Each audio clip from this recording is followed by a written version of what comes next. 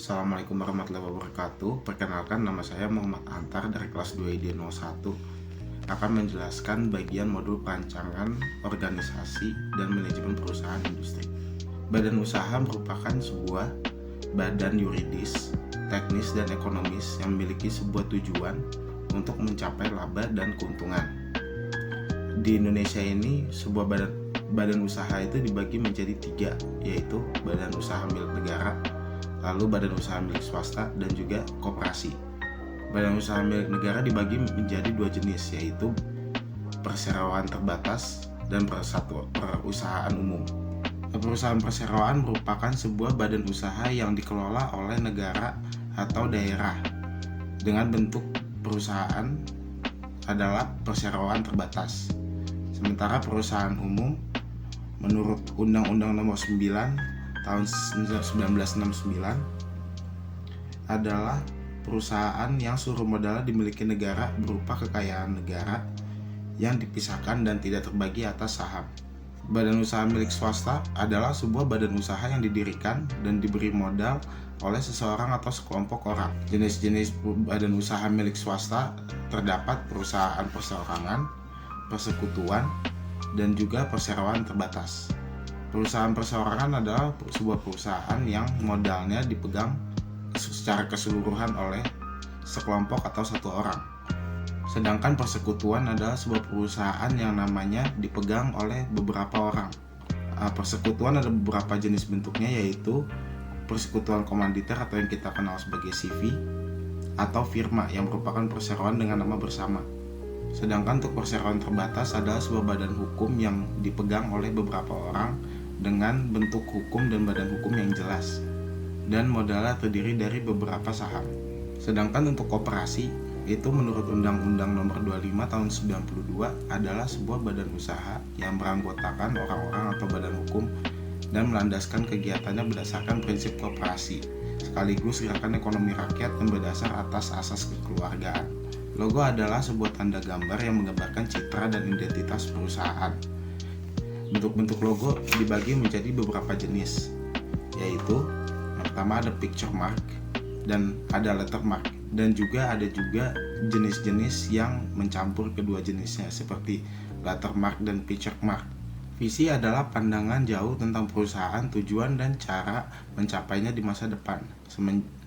Sementara itu, misi merupakan sebuah pernyataan tentang apa yang harus dilakukan oleh suatu organisasi untuk mencapai visinya. Struktur organisasi adalah pengaturan formal pekerjaan dalam suatu organisasi. Terdapat 5 faktor yang mempengaruhi struktur organisasi, yaitu pembagian pekerjaan, departementalisasi, hierarki, koordinasi, dan juga rentang manajemen. Struktur organisasi dibagi menjadi 3 jenis, yaitu struktur organisasi fungsional, struktur organisasi divisional, dan struktur organisasi matriks. Struktur organisasi fungsional merupakan struktur organisasi yang dipecah menjadi departemen berdasarkan fungsi utama bisnis, seperti produksi, keuangan, dan sumber daya manusia.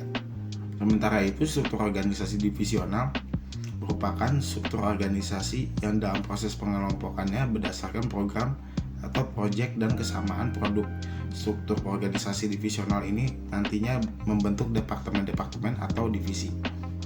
Lalu berikutnya ada struktur organisasi matriks, di mana struktur organisasi matriks itu merupakan penggabungan di antara 2 jenis struktur organisasi yang berjalan secara serempak. Bagian fungsional tetap atau yang permanen memiliki wewenang atas pelaksanaan standar profesional unit mereka, sementara tim-tim proyek diciptakan sejauh dibutuhkan untuk menjalankan program-program khusus. Berikut adalah bentuk-bentuk dari struktur organisasi masing-masing dan juga kelemahan dan kelebihannya.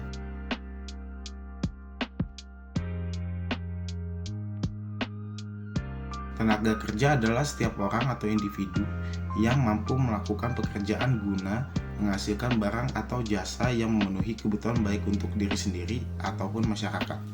Tenaga kerja itu memiliki tunjangan. Salah satu jenis tunjangannya adalah tunjangan kesehatan. Menurut Peraturan Nomor 64 Tahun 2020 tentang jaminan kesehatan, iuran jaminan kesehatan yaitu sebesar 5% dari gaji karyawan per bulan. Iuran 5% tersebut itu dibagi menjadi 4% yang ditanggung oleh perusahaan dan 1% ditanggung oleh karyawan perusahaan yang menerima gaji tersebut.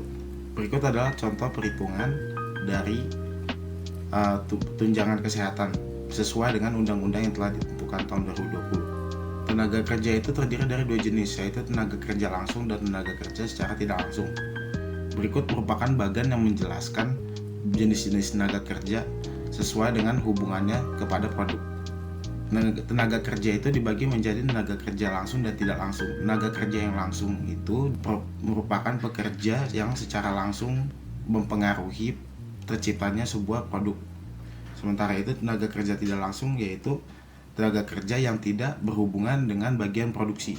Metode factor rating merupakan sebuah metode pemeringkatan faktor penentuan lokasi perusahaan yang dilakukan dengan cara memberi nilai skor pada masing-masing faktor primer ataupun sekunder. Penerapan rating factor method dilaksanakan dengan 5 langkah, yaitu menentukan kriteria yang akan digunakan, menentukan skala dan bobot untuk masing-masing kriteria, menentukan nilai setiap alternatif lokasi, mengalihkan nilai yang diperoleh dengan bobot setiap faktor, dan dijumlahkan nilai total untuk masing-masing alternatif lokasi, dan membuat rekomendasi berdasarkan nilai tertimbang yang terbesar. Berikut merupakan contoh tabel metode pemeringkatan faktor. AMDAL atau analisis mengenai dampak pada lingkungan adalah sebuah upaya untuk mengkaji dampak kegiatan atau kebijakan terhadap lingkungan hidup. Dokumen analisis mengenai dampak lingkungan adalah kumpulan informasi yang diperlukan untuk menilai dampak suatu proyek atau kegiatan yang terdiri dari 4 dokumen utama, yaitu Kerangka Acuan Analisis Dampak Lingkungan Hidup atau KA-ANDAL. Lalu ada analisis mengenai dampak lingkungan hidup, ANDAL-nya sendiri. Lalu ada Rencana Pengelolaan Lingkungan Hidup atau RKL. Dan yang terakhir adalah Rencana Pemantauan Lingkungan Hidup, yaitu RPL.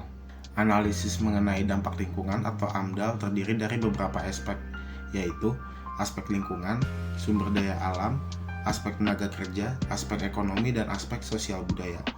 Aspek lingkungan dalam AMDAL bertujuan untuk menjaga operasi sebuah perusahaan seramah lingkungan mungkin.